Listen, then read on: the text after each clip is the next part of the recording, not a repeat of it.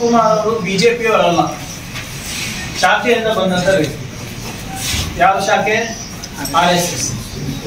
RSS ನಲ್ಲಿ ಸಂವಿಧಾನದಲ್ಲಿ ನಂಬಿಕೆ ಇಲ್ಲ ಅವರಿಗೆ, ಮನುಸ್ಮೃತಿನಲ್ಲಿ ನಂಬಿಕೆ ಇದೆ. ಮನುಸ್ಮೃತಿನಲ್ಲಿ ಮಹಿಳೆಯರ ಸ್ಥಾನಮಾನ ಏನಿದೆ ಅಂತ ತಮ್ಗೆಲ್ಲರಿಗೂ ಗೊತ್ತಿದೆ, ಹೌದಾ ಇಲ್ಲ? ಇದು ಮೊದಲನೇ ಸಾರಿ ಅಲ್ಲ. ರವಿಕುಮಾರ್ ಅವರಿಗೆ ಅದೇನಾಗ್ತಾ ಇದೆ, ಮುಂಚೆಯಿಂದಾನು ಅವರಿಗೆ ಬಾಯಿ ಚಪ್ಪಳ ಇದೆ ಮಾತಾಡೋದು. ಕಲಬುರಗಿಗೆ ಬಂದು ಇಲ್ಲ ಚೆಲ್ಲದ ಆರೋಪ ನಮ್ಮ ಮೇಲೆ ಮಾಡೋದು ಇಲ್ಲೇ ಕಲಬುರಗಿನಲ್ಲೇ ನಮ್ಮ DC ಇವರಿಂದ ಏನ್ ಮಾತಾಡೋದು ತಮ್ಗೆ ಗೊತ್ತಿದೆ.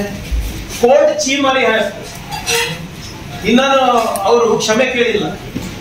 ನೀವು ಕ್ಷಮೆ ಕೇಳ್ಬಿಟ್ಟು ಬನ್ನಿ ನಮ್ಮ ಹತ್ರ ಅಂತ ಹೇಳಿದ್ರು ಕೂಡ ಇನ್ನ ಕ್ಷಮೆ ಕೇಳಿಲ್ಲ ಅವರು.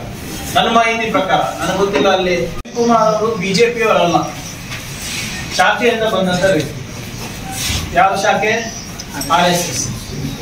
RSS ನಲ್ಲಿ ಸಂವಿಧಾನದಲ್ಲಿ ನಂಬಿಕೆ ಇಲ್ಲ ಅವರಿಗೆ, ಮನುಸ್ಮೃತಿನಲ್ಲಿ ನಂಬಿಕೆ ಇದೆ.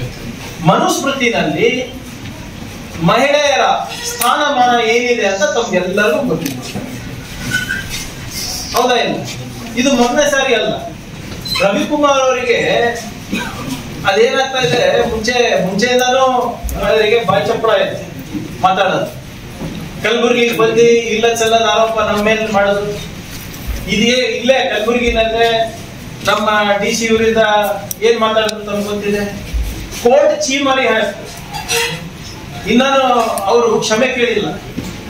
ನೀವು ಕ್ಷಮೆ ಕೇಳ್ಬಿಟ್ಟು ಬನ್ನಿ ನಮ್ಮ ಹತ್ರ ಅಂತ ಹೇಳಿದ್ರು ಕೂಡ ಇನ್ನ ಕ್ಷಮೆ ಕೇಳಿಲ್ಲ ಅವರು. ನನ್ನ ಮಾಹಿತಿ ಪ್ರಕಾರ, ನನಗೆ ಗೊತ್ತಿಲ್ಲ ಅಲ್ಲಿ